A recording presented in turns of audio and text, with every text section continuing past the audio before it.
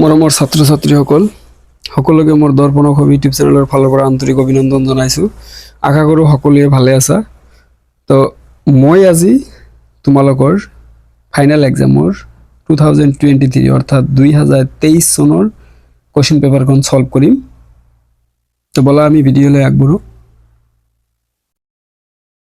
কোৱেশ্চনৰ মাৰ্কৰ পেটাৰ্ণবিলাক ইয়াতে দি আছে, চাই ল'বা। প্ৰতিটো কোৱেশ্চনৰ সেম পেটাৰ্ণ থাকে। এইবিলাক আলোচনা নকৰোঁ। চোৱা, তোমালোকৰ যদি মোৰ ভিডিঅ'বিলাক চাই ভাল লাগিছে আগৰবিলাক, মোৰ চেনেলটো ছাবস্ক্ৰাইব কৰিবা, লগতে নিজৰ বন্ধু বান্ধৱীবিলাকৰ লগত শ্বেয়াৰো কৰিবা। আৰু যদি কিবা ডাউট থাকে, কিবা কোৱেশ্চন, এনি কোৱেশ্চনৰ এনসাৰ যদি লাগে, যিকোনো প্ৰব্লেম লাগিলে মোক কমেণ্ট বক্সত কমেণ্ট কৰিবা, মই সলভ কৰি দিম, হ'ব? চোৱা, 1 মাৰ্কৰ কোৱেশ্চন 7টা দিয়ে, কেইটা 9টা বা 10টা দিয়ে। ফাৰ্ষ্টত কি দিছে, ব্ৰহ্মৰংগ শেক্সপিয়াৰৰ কোনখন গ্ৰন্থৰ ভাঙনি? এইটো কোনখন? Comedy of errors. যদি আহে কমেডি অফ ইৰৰ্ছ গ্ৰন্থখন কোৱাৰ ৰচনা শেক্সপিয়াৰ, নাইবা শেক্সপিয়াৰে ৰচনা কৰা গ্ৰন্থখনৰ নাম কি? Comedy of errors. নাইবা শেক্সপিয়াৰৰ কমেডি অফ ইৰৰ্ছ গ্ৰন্থখন অসমীয়ালৈ ভাঙনি কি নাম দিছিল? ব্ৰহ্মৰংগ। চোৱা, কেইটা কোৱেশ্চন হ'ল, একবাৰে কৈ দিছোঁ মই। উৰ্মাল শব্দটোৰ অৰ্থ কি? উৰ্মাল শব্দটোৰ অৰ্থ হ'ল ৰুমাল। আনন্দৰাম বৰুৱাৰ জীৱনৰ মূল মন্ত্ৰ কি আছিল? কৰ্ম। তাৰপিছত আহিল হস্তিবিদ্যান পুথিখনৰ ভাষা পদ্য নে গদ্য? আমি সকলোৱে জানো এইটো গদ্য। সত্য আৰু ধৰ্ম কোনখন উপনিষদৰ প্ৰথম উপদেশ? কোনখন? তৈতৰীয় উপনিষদৰ প্ৰথম উপদেশ হ'ল সত্য আৰু ধৰ্ম। যদি দিয়ে তৈতৰীয় উপনিষদৰ প্ৰথম উপদেশ কি, তেতিয়া কি লিখিবা? সত্য আৰু ধৰ্ম।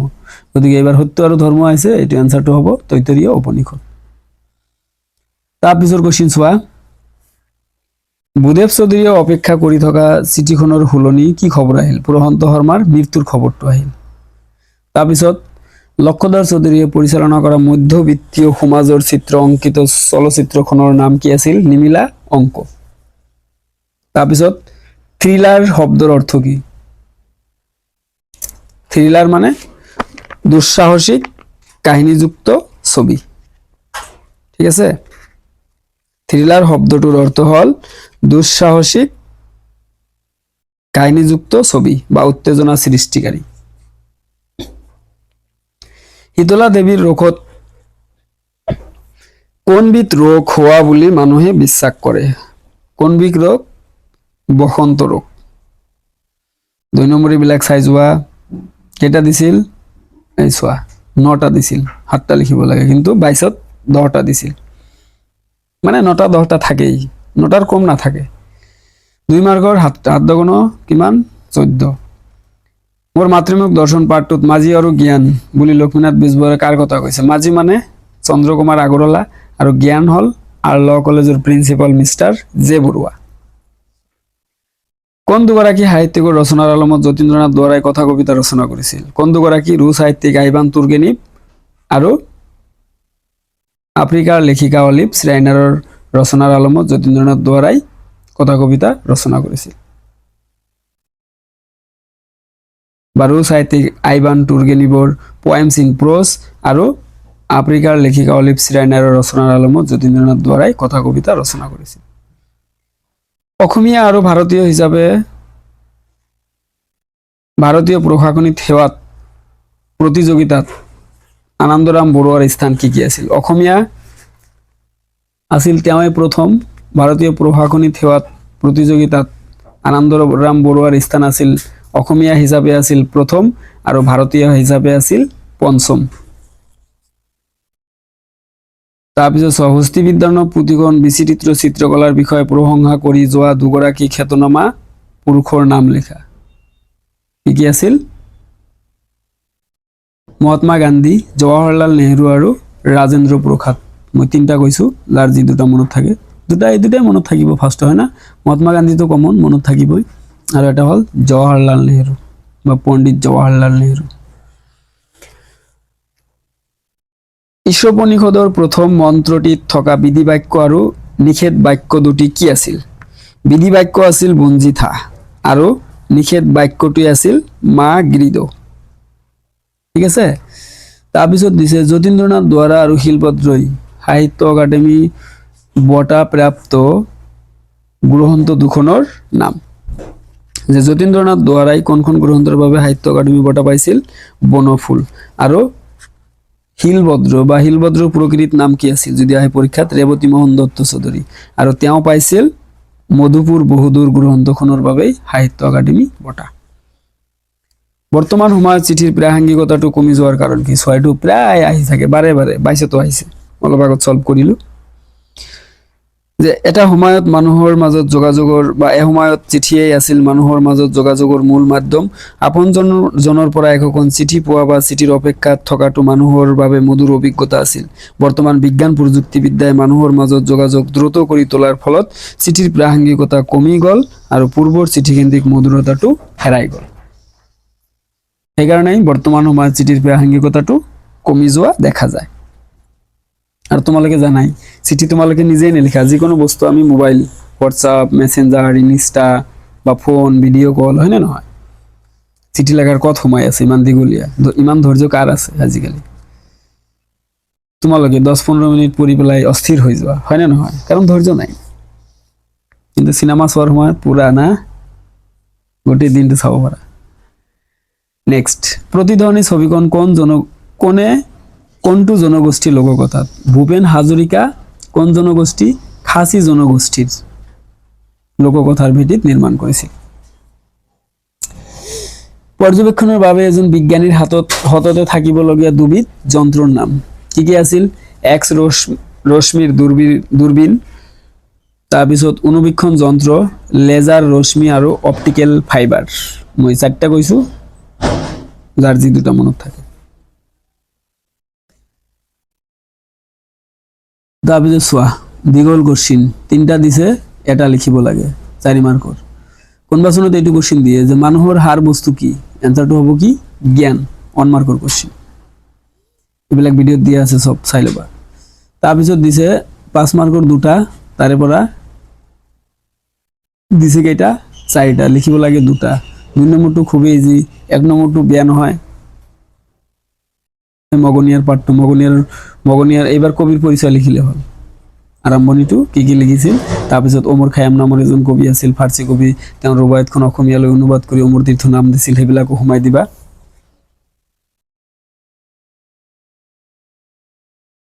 ওৱান মাৰ্কৰ বিলাক চোৱা, মাধৱদেৱৰ বৰগীতত শ্ৰীকৃষ্ণৰ কোন কালৰ লীলা প্ৰকাশ পাইছে? শিশু লীলা বা শিশু কালৰ লীলাৰ প্ৰকাশ পাইছে।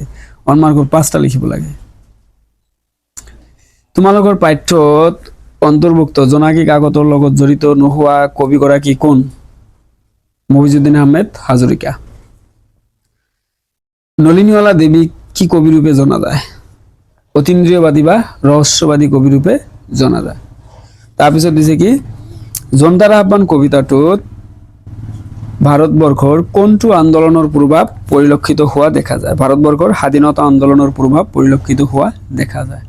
তাৰপিছত দিছে ঝাণ্ডা শব্দৰ অৰ্থ কি? ঝাণ্ডা মানে পতাকা। তাৰপিছত মোক তোলাগন বাক্য অংশৰ অৰ্থ কি? মোক তোলাগন বাক্য অংশৰ অৰ্থ হ'ল পকা ধানেৰে পৰিপূৰ্ণ হোৱা আগুনক বুজাইছে বা আগুনৰ পথাৰখনক বুজাইছে। বাৰে বাৰে আহে এইবিলাক শব্দৰ অৰ্থ চোৱা, বহুত বাৰ আহিছে। ৰাৱণ কাব্যগ্ৰন্থখনৰ ৰচক কোন? কোন আছিল? নৱকান্ত বৰুৱা।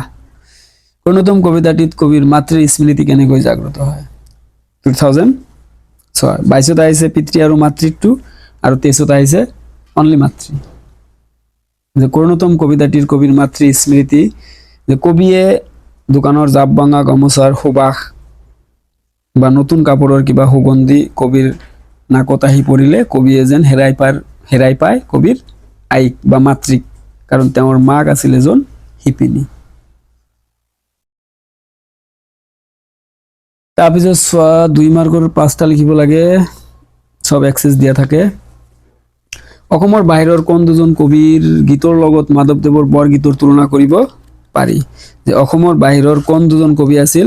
মহাৰাষ্ট্ৰৰ কবি আছিল এজন যাৰ নাম আছিল তুকাৰাম, আৰু উত্তৰ ভাৰতৰ কবিৰ নাম আছিল হুৰদাস।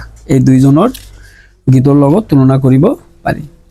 কবিয়ে ঈশ্বৰক কিয় বিশ্বকণিকৰ বুলি কৈছে? কাৰণ প্ৰতিটো বস্তুৰে এজন স্ৰষ্টা থাকে, হয়নে নহয়? গতিকে পৃথিৱীখন যোনে বনাইছে নিশ্চয় পৃথিৱীখনৰ এজন স্ৰষ্টা আছে, যাক আমি ঈশ্বৰ বুলি কওঁ, যি স্বৰ্গ মৰ্ত আৰু পাতাল, যি তিনিওটা জগতৰ মালিক, তেওঁ অন্তৰ্যামী, মানুহৰ মনৰ সকলো ভাৱ বুজি পায়, সৰ্বজ্ঞানী, সকলো জ্ঞানৰ অধিকাৰী, বিশ্ব আত্মাৰ প্ৰাণ, গোটেই বিশ্ব ব্ৰহ্মাণ্ডৰ প্ৰাণ হয় তেওঁ, আৰু সৰ্বব্যাপী, সকলো ঠাইতে তেওঁ থাকে, কিন্তু যেতিয়া আমি বিচাৰিবলৈ যাওঁ তেতিয়া আমি বিচাৰি নাপাওঁ। তেওঁ সৰ্বশক্তিমান।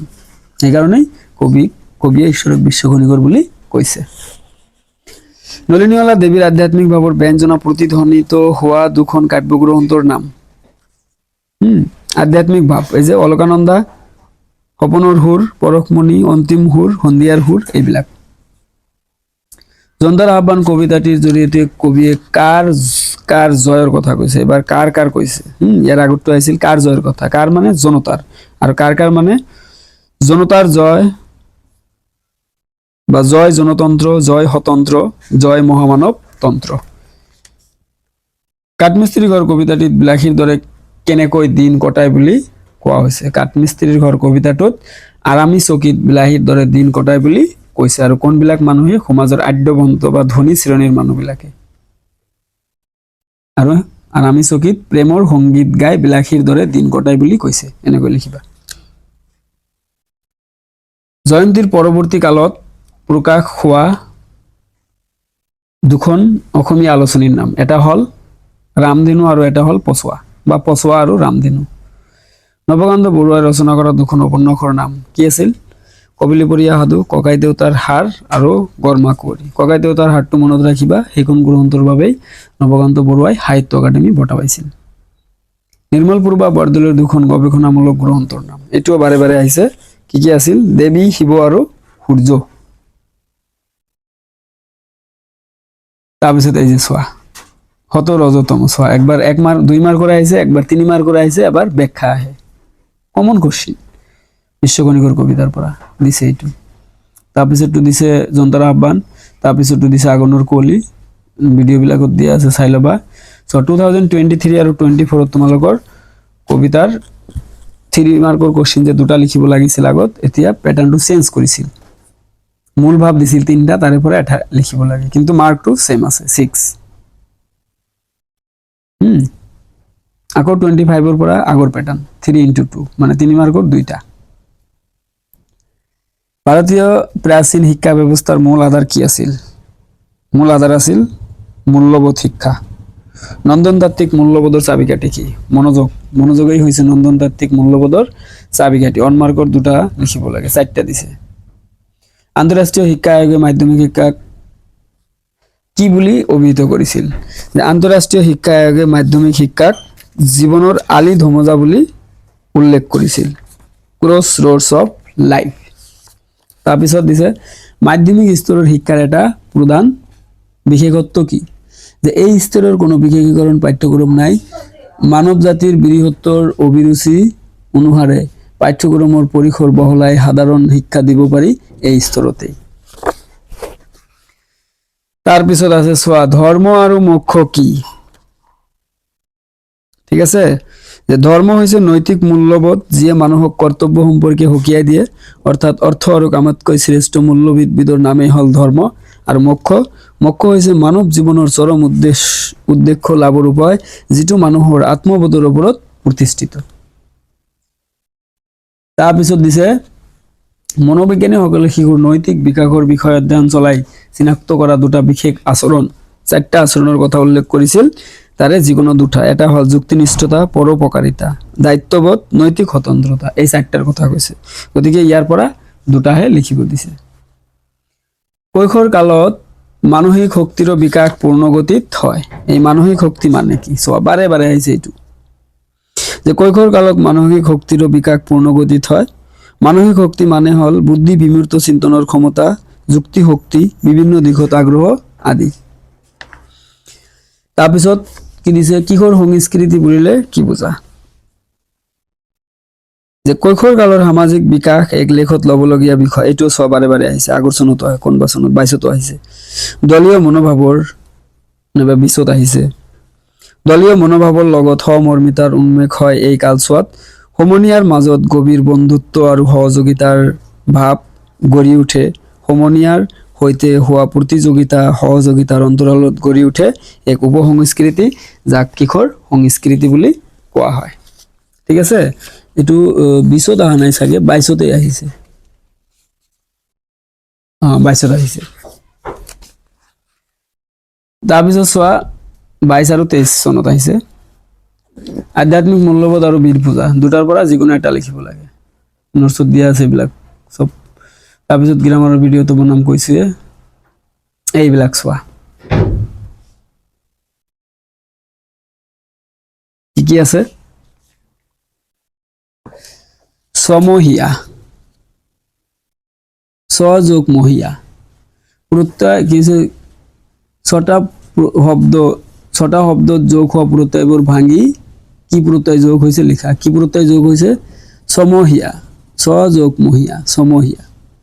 পলৰীয়া, পলৰ যোগ ইয়া, পলৰীয়া। ধানতলী, ধান যোগ তলি। যুঁজাৰু, যুঁজ যোগ আৰু প্ৰত্যয় যোগ হৈছে, আগৰটোত তলি প্ৰত্যয় যোগ হৈছে। ৰসাল, ৰস যোগ আল, ইয়াতে আল প্ৰত্যয় যোগ হৈছে। সোণ, হ যোগ অন, ইয়াতে অন প্ৰত্যয় যোগ হৈছে। পাগলী, পাগল যোগ ই, ইয়াতে ই প্ৰত্যয় যোগ হৈছে। দেখুনিয়াৰ, দেখা যোগ অনিয়াৰ বা দেখ যোগ অনিয়াৰ, ইয়াতে অনিয়াৰ প্ৰত্যয় যোগ হৈছে। হাৰুৱা, হাড় যোগ ৱাহ, ইয়াতে ৱা প্ৰত্যয় যোগ হৈছে। এটা ভিডিঅ' বনাই দিম।